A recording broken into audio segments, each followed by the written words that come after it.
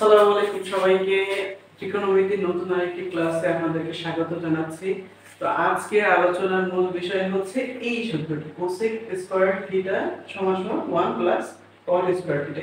এটা আসলে কিভাবে হয়ে থাকে, তো এটাই আমরা আসলে এই ক্লাসে আলোচনা করার চেষ্টা করব। সেজন্য আমাদের কি করতে হবে, প্রথমে একটি সমকোণী ত্রিভুজ অঙ্কন করে নিতে হবে। তো আমরা অঙ্কন করে নিলাম সমকোণী ত্রিভুজ এ বি সি। তাহলে এটাকে থিটা কোণ দিয়ে দিলাম। তাহলে প্রমাণ করার জন্য আমাদের কি করতে হবে, লেফট হ্যান্ড সাইড নিতে হবে। লেফট হ্যান্ড সাইড নিলাম আমরা। লেফট হ্যান্ড সাইডে কি আছে, এখানে cosec স্কয়ার থিটা আছে। cosec square theta, cosec square theta আছে। তাহলে cosec স্কয়ার থিটাকে এখন আমরা একটু সাজিয়ে গুছিয়ে নিই। কিভাবে, স্কয়ারটা একটু ব্র্যাকেটের উপরে লিখবো এবং cosec স্কয়ার সমান cosec থিটা সমান সমান আমরা কি জানি, 1/sin থিটা। তাহলে এটাকে 1/sin থিটা আমরা কিন্তু লিখে দিতে পারি। লিখে দিলাম।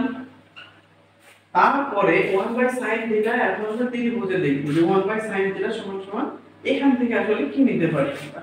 তাহলে 1/sin থিটা যদি আমরা দেখি, sin হচ্ছে মূলত লম্ব এবং অতিভুজের মধ্যে সম্পর্ককে নির্দেশ করে। তার মানে হচ্ছে লম্ব আর হচ্ছে অতিভুজ। তাহলে পরে আমি AB বাই AC লিখব।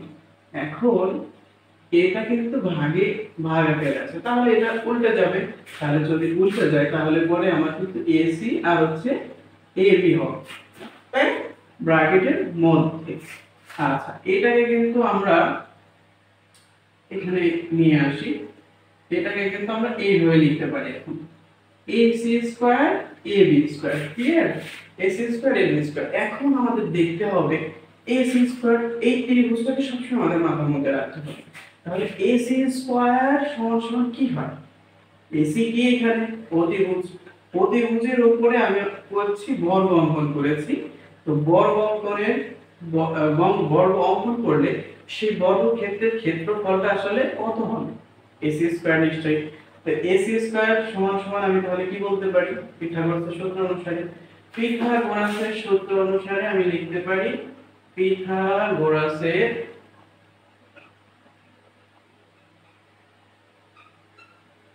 সূত্র অনুসারে, ঠিক আছে, AC স্কয়ার সমান সমান হচ্ছে AB স্কয়ার প্লাস হচ্ছে BC স্কয়ার।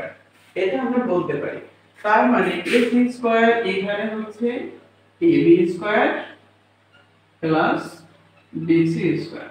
অনেকে এটা বুঝবে না, কারণ হচ্ছে দেখো, তুমি যদি পিথাগোরাসের সূত্র হচ্ছে, তুমি যদি এই বাহুটার উপরে একটা বর্গক্ষেত্র অঙ্কন করো, তাহলে এই বর্গক্ষেত্রের ক্ষেত্রফল যা হবে, এই দুইটা বাহুর উপরে অঙ্কিত বর্গক্ষেত্রের ক্ষেত্রফলের সমষ্টিও তাই হবে। এটাই হচ্ছে পিথাগোরাসের মূল উপপাদ্য এবং বর্ণনার বিষয়। তার মানে আমরা এটাকে কিন্তু বলে দিতে পারি AB square plus BC square এবং নিচে AB স্কয়ার দিয়ে দিলাম। এখন আমরা যেহেতু দুইটা যোগ আকারে আছে, এটাকে সেপারেট করব আমাদের সূত্র যেটা চাইছে সেটাকে আনার জন্য। তাহলে AB square by AB square লিখতে পারি, আর এটাকে লিখতে পারি হচ্ছে BC square by AB square. BC square by AB square. ঠিক আছে? তাহলে এখন এটা যদি কাটাকাটি করি আমরা, তাহলে কত হয়, এখানে 1 আর BC square by AB square. BC square by AB square আছে এখানে। তাহলে এটাকে আমি একটু আলাদা করে লিখলাম BC এবং AB, BC এবং AB। ঠিক আছে? tan এখানে হচ্ছে ভূমি আর হচ্ছে লম্বের অনুপাত দেখানো হয়েছে।